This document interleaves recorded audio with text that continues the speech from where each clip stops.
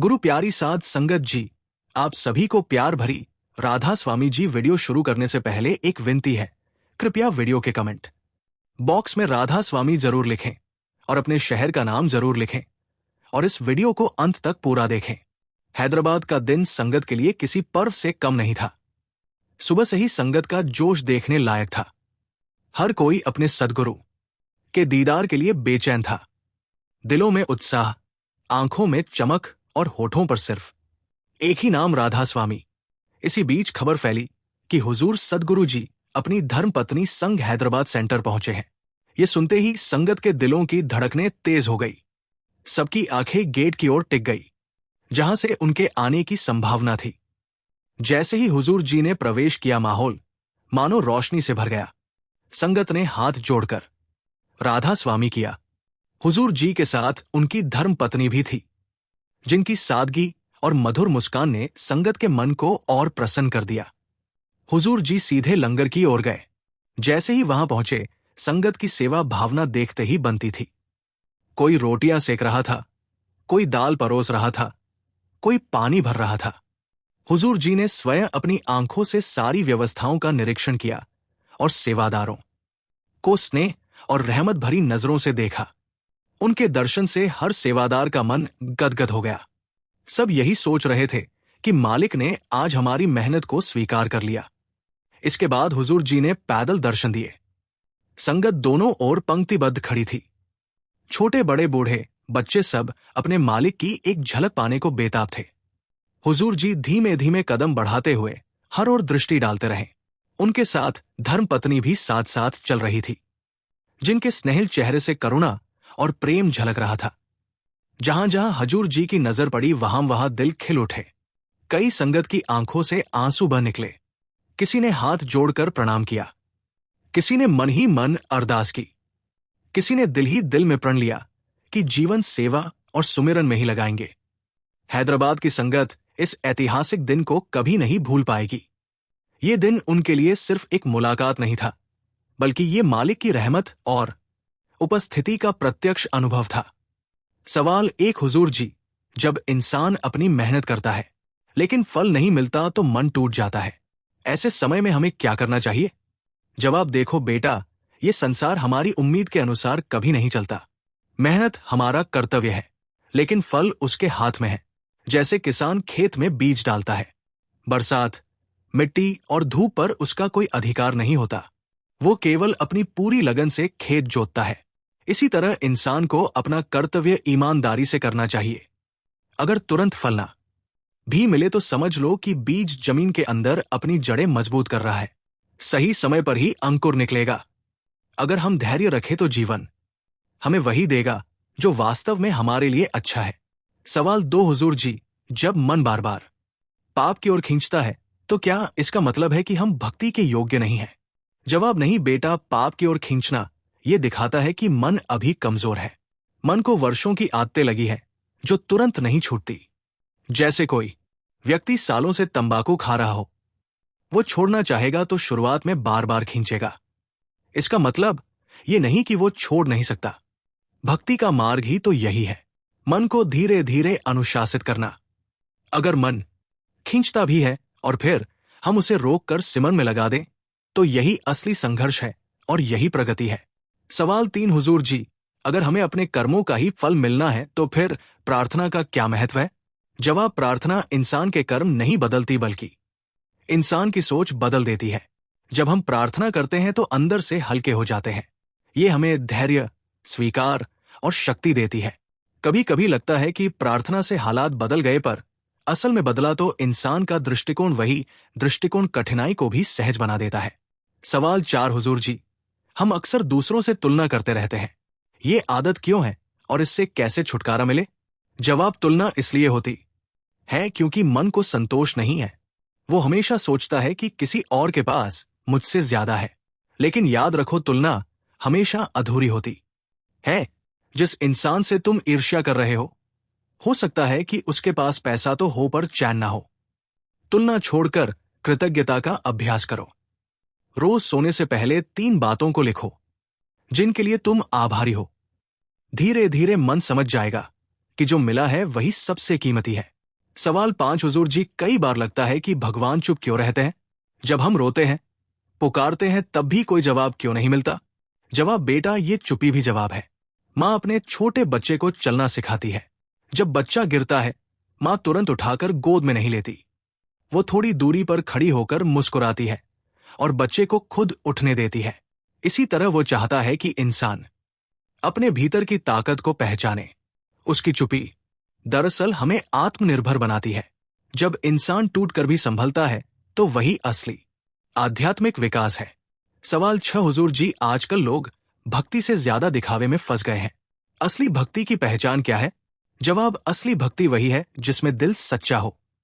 अगर कोई मंदिर जाए, दान दे, पूजा करे, लेकिन दिल में छल, घमंड और नफरत है, तो ये केवल दिखावा है। भक्ति वही है जहां इंसान दया, विनम्रता और सेवा में जीता है। भक्ति कपड़ों या शब्दों में नहीं है, ये तो स्वभाव में झलकती है। सवाल 7 हुजूर जी, क्या सच है कि इंसान की तकदीर पहले से लिखी होती है? अगर सब लिखा है तो फिर मेहनत करने का क्या फायदा? जवाब, तकदीर का मतलब ये नहीं कि सब तय है और इंसान कुछ नहीं कर सकता। तकदीर केवल उस खेत की तरह है जो हमें मिला, पर उस खेत में मेहनत करके क्या उगाना है ये हमारे हाथ में है। अगर आलसी बनकर हम खेत को यूं ही छोड़ दें तो केवल खरपतवार उगेगा, लेकिन अगर मेहनत करें तो गेहूं, धान, फूल कुछ भी उगा सकते हैं। इसलिए तकदीर और पुरुषार्थ दोनों जरूरी है। सवाल 8 हुजूर जी, जब हम सेवा करते हैं तो कभी कभी मन में ये इच्छा होती है कि लोग हमें सराहें। क्या ये सेवा की पवित्रता को कम कर देता है? जवाब, अगर सेवा में प्रशंसा की इच्छा है तो समझ लो अभी अहंकार बाकी है। सेवा का मतलब है करना और भूल जाना। अगर सामने वाला धन्यवाद कहे या ना कहे, हमारी सेवा पूरी हो जानी चाहिए। सच्ची सेवा वो है जिसमें हमें लगे कि मुझे अवसर मिला, यही मेरे लिए वरदान है।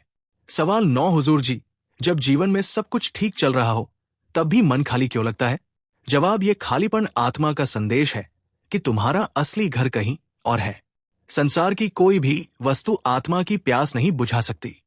ये खालीपन दरअसल सौभाग्य है, क्योंकि यही हमें भीतर की ओर मोड़ता है। अगर इंसान इसे समझ ले और ध्यान में बैठे तो यही खालीपन परम आनंद का द्वार बन जाता है।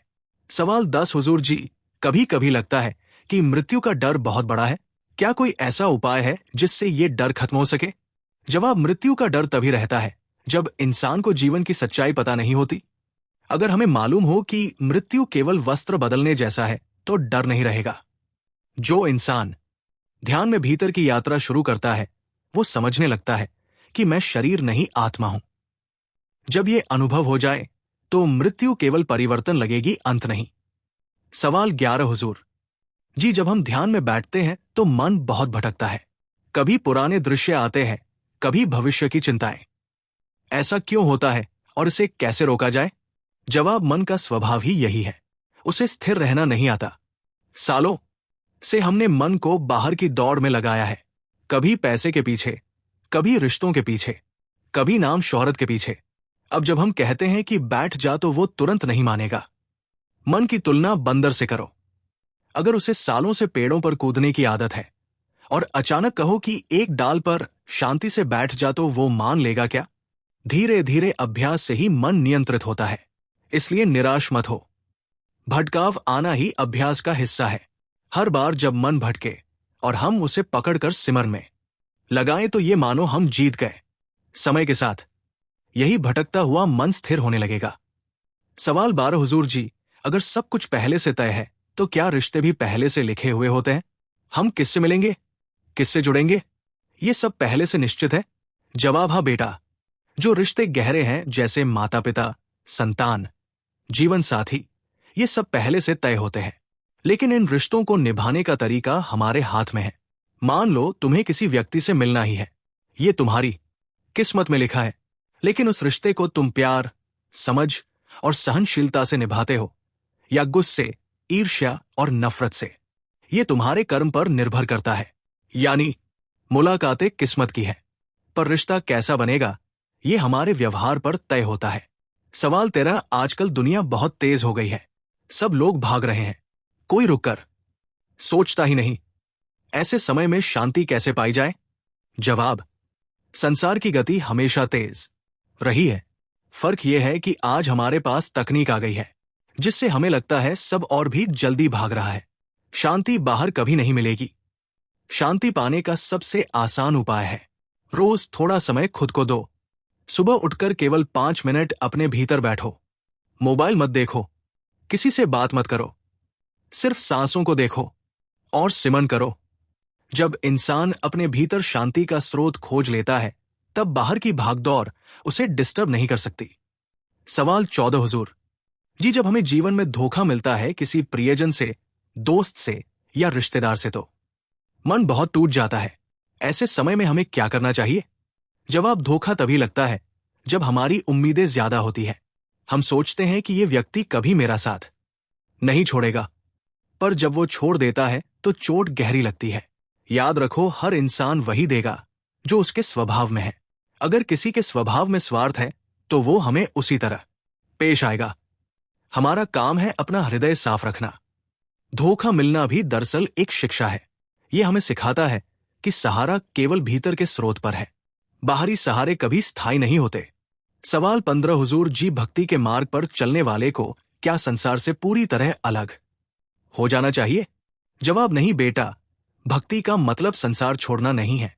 भक्ति का असली अर्थ है संसार में रहते हुए भी उसके मोह में ना फंसना। जैसे कमल का फूल पानी में खिलता है लेकिन गीला नहीं होता, वैसे ही हमें संसार में रहना है लेकिन उसमें डूबना नहीं है। परिवार, काम, रिश्ते सब जरूरी है, हमें उन्हें निभाना है, पर भीतर याद हमेशा उसे रखनी है। सवाल 16 हुजूर जी, अगर ईश्वर इतना दयालु है तो फिर दुख क्यों देता है? जवाब, दुख देने के लिए नहीं होता बल्कि सिखाने के लिए होता है। जैसे डॉक्टर कभी कभी कड़वी दवा देता है ताकि रोग दूर हो सके, दुख इंसान को जगाता है। जब सुख मिलता है तो हम भूल जाते हैं कि हमें उसकी तलाश करनी है, पर जब दुख आता है तब इंसान का दिल पुकारता है और उसकी ओर मुड़ता है। इसलिए दुख को दंड मत समझो, उसे शिक्षा समझो। सवाल 17 हुजूर जी, अगर ध्यान में प्रकाश और ध्वनि दिखाई सुनाई दे तो क्या ये आत्मिक अनुभव है? जवाब, हाँ बेटा, ये प्रारंभिक अनुभव है, लेकिन इन्हें लक्ष्य मत समझो। ये केवल माइलस्टोन्स हैं जो ये बताते हैं कि हम सही रास्ते पर चल रहे हैं। अगर इंसान इन अनुभवों में ही उलझ जाए तो रुक सकता है, इसलिए अनुभव आने दो पर उनसे चिपको मत। असली मंजिल बहुत आगे है। सवाल 18 है, तो कभी कभी लगता है कि लोग हमें गलत समझ रहे हैं या हमारी मेहनत को कोई महत्व नहीं दे रहा, तब मन उदास हो जाता है। जवाब, सेवा का असली फल तो भीतर मिलता है, बाहर नहीं। अगर लोग ना समझे तो भी कोई बात नहीं। समझ लो जैसे कोई किसान खेत में काम कर रहा हो, राहगीर हंसकर कहे कि तू क्यों मेहनत कर रहा है, यहां कुछ नहीं उगेगा, लेकिन किसान जानता है कि कुछ महीनों बाद फसल खड़ी होगी। वैसे ही सेवा का फल भीतर पनपता है, दूसरों की सोच से उसे कोई फर्क नहीं पड़ता। सवाल 19 हुजूर जी, क्या यह सच है कि आत्मा और परमात्मा अलग अलग है या दोनों एक ही है? जवाब, आत्मा वही है जो परमात्मा का अंश है, जैसे सूरज और उसकी किरणें। सूरज के बिना किरण नहीं और किरण के बिना सूरज की पहचान नहीं। अभी आत्मा शरीर और मन की कैद में है। जब यह बंधन टूटता है तो आत्मा अपनी असलियत पहचानती है और महसूस करती है कि वह परमात्मा से अलग कभी थी ही नहीं। सवाल 20 हुजूर जी, अगर हम रोज ध्यान और सिमरन करें लेकिन फिर भी प्रगति ना दिखे तो क्या इसका मतलब है कि हमारी साधना व्यर्थ है? जवाब, नहीं बेटा, साधना कभी व्यर्थ नहीं जाती। ये वैसा ही है जैसे बूंद बूंद पानी पत्थर पर गिरता है। शुरुआत में कोई निशान नहीं बनता, लेकिन समय के साथ पत्थर में भी गड्ढा हो जाता है। रोज का अभ्यास हमें धीरे धीरे बदलता है। ये बदलाव तुरंत दिखाई नहीं देता, पर अंदर से आत्मा शुद्ध होती जाती है। इसलिए धैर्य रखो, लगातार अभ्यास करो, समय आने पर प्रगति खुद नजर आएगी। सवाल 21 एक बुजुर्ग श्रद्धालु ने कहा, हुजूर जी, हम सब दूर दूर से बाबा जी के दर्शन के लिए आए थे, लेकिन वो आज संगत में क्यों नहीं आए? उनकी तबीयत कैसी है? हुजूर जी का जवाब, बाबा जी की तबीयत में कुछ उतार चढ़ाव रहता है। डॉक्टर उन्हें आराम करने की सलाह देते हैं, लेकिन याद रखो, उनका प्यार और कृपा आप तक पहुंचने के लिए शरीर की मौजूदगी पर निर्भर नहीं है। गुरु का संबंध आत्मा से है, शरीर से नहीं। आप उनके नाम में जुड़े रहो, वही असली संगत है।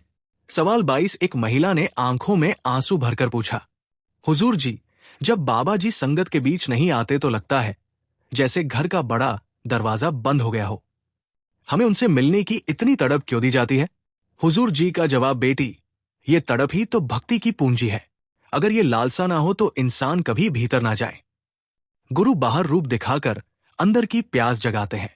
अब वही प्यास हमें ध्यान की ओर खींच रही है। यही उनकी असली कृपा है। हमारा काम है बाबा जी का हुक्म मानना, भजन सिमरन करना। सवाल 23। एक महिला ने कहा, हुजूर जी, बाबा जी के बिना सत्संग अधूरा लगता है। क्या उनकी गैर मौजूदगी में हमें वही फल मिल सकता है? हुजूर जी का जवाब, देखो, फल किसी इंसान के बोलने में नहीं है, फल तो नाम और सिमरन में है। बाबा जी सामने हो या ना हो, अगर आप भक्ति में डूबे हो तो वही असर आपको मिलेगा। गुरु का काम भीतर से होता है, बाहर से तो सिर्फ रास्ता दिखाया जाता है। सवाल 24। एक नौजवान ने मुस्कुराते हुए कहा, हुजूर जी, बाबा जी की तबीयत सुनकर कई लोग कहते हैं अब तो बाबा जी रिटायर हो जाए। क्या गुरु भी कभी रिटायर होते हैं? हुजूर जी का जवाब हंसते हुए, गुरु की ड्यूटी तो जन्मों जन्मों की होती है बेटा। ये नौकरी सरकार वाली नहीं है कि पेंशन पर भेज दिया जाए। गुरु जब तक शिष्य को मंजिल तक नहीं पहुंचाते चैन से बैठ ही नहीं सकते। सवाल 25। संगत, हुजूर जी, बाबा जी इस बार हमारे बीच क्यों नहीं आए? क्या उनकी तबीयत ठीक है? हम सभी उनकी चिंता करते हैं। हुजूर जी, आपकी चिंता सच्चे प्रेम की निशानी है। बाबा जी की तबीयत ठीक है, आप निश्चिंत रहें। पर सेवा और मर्यादा के कुछ कारण होते हैं जिनके चलते वे हर जगह शारीरिक रूप से उपस्थित नहीं हो पाते। गुरु केवल शरीर तक सीमित नहीं होता। गुरु का असली स्वरूप वो प्रेम और शक्ति है जो हर समय साधक के साथ रहती है। आप ध्यान और सिमरन में उन्हें हर पल अपने पास अनुभव कर सकते हो। सवाल 26। संगत, हुजूर जी, हम जब बाबा जी से नहीं मिल पाते तो दिल खाली सा लगता है। ये खालीपन क्यों होता है? हुजूर जी, ये खालीपन आत्मा की वही प्यास है जो हमें भीतर की ओर धकेलती है। जब बाहर मिलने का अवसर नहीं मिलता तो आत्मा को भीतर की यात्रा करनी पड़ती है। गुरु बाहर से केवल राह दिखाते हैं, पर असली मिलन तो भीतर ही होता है। अगर दिल खाली लगता है तो इसे अवसर समझकर ध्यान की ओर झुको। यही खालीपन आपको उस अमर भंडार से भर देगा। सवाल 27। संगत, हुजूर जी, हम बाबा जी को बहुत मिस करते हैं। क्या ये मिस करना भी साधना का हिस्सा है? हुजूर जी, हाँ, ये मिस करना ही साधना की असली ताकत है। ये वही दर्द है जो आत्मा को जगाता है। अगर इंसान को किसी की चाह ना हो तो वो उसकी खोज भी नहीं करेगा। ये मिस करना या तड़प, इसे ही संत महात्मा प्रेम का धन कहते हैं। जब ये तड़प शब्द में बदल जाती है तो आत्मा को गुरु का असली दर्शन मिलता है। सवाल 28। हुजूर जी, क्या वास्तव में हर इंसान के जीवन में पहले से ही उसकी किस्मत लिखी होती है? अगर सब तय है तो फिर हमारी मेहनत और प्रार्थना का क्या महत्व? जवाब, बेटा, किस्मत कर्मों का हिसाब है जो पहले से तय होता है, लेकिन मेहनत और प्रार्थना वो चाबी है जिससे इंसान उस किस्मत को सहजता से पार कर सकता है। अगर दुख लिखा है तो वो आएगा ही, लेकिन नाम और भक्ति से उसका बोझ हल्का हो जाएगा। अगर सुख लिखा है तो नाम से वह और सार्थक हो जाएगा। प्रार्थना और साधना हमें किस्मत बदलने नहीं बल्कि उसे सही भाव से स्वीकार करने और पार करने की ताकत देती है। यही इसका महत्व है। सवाल 29। हुजूर जी, अगर इंसान सारी उम्र साधना करता रहे और फिर भी अंतिम समय पर डर और मोह में फंस जाए तो क्या उसकी मेहनत व्यर्थ हो जाएगी? जवाब, नहीं बेटा, साधना कभी व्यर्थ नहीं जाती। ये वो पूंजी है जो आत्मा के साथ चलती है। अगर किसी कारण से अंतिम क्षणों में मन भटक भी जाए तो भी सारी उम्र की साधना आत्मा को सहारा देती है। मालिक की कृपा और गुरु का साथ आत्मा को उस समय भी थाम लेता है। यह राह केवल एक जन की नहीं है, ये एक निरंतर यात्रा है। हर ईमानदार प्रयास आत्मा को मंजिल के करीब ले जाता है। सवाल 30। बजे जी, क्या यह सच है कि मालिक हर इंसान को उसकी क्षमता और सहन शक्ति के अनुसार ही परीक्षा देता है? जवाब, हाँ बेटा, बिल्कुल सही है। ये जीवन किसी को तोड़ने के लिए नहीं है। हर परीक्षा में मालिक साथ होता है। जो दुख हमें असहनीय लगते हैं वही किसी और के लिए साधारण हो सकते हैं। इसका मतलब यह है कि हर आत्मा की यात्रा अलग अलग है। हमें भरोसा रखना चाहिए कि जिस परिस्थिति में हम हैं वही हमारी उन्नति का साधन है। जब हम धैर्य और विश्वास के साथ आगे बढ़ते हैं तो वो दुख भी हमारे लिए वरदान बन जाता है। इसी के साथ संगत जी, हम आपसे इजाजत लेते हैं। कल फिर मिलते हैं एक नई साखी के साथ। ऐसे ही रूहानी सवाल, जवाब और साखियां रोजाना सुनने के लिए आपके अपने चैनल को सब्सक्राइब कर लीजिए। राधा स्वामी जी।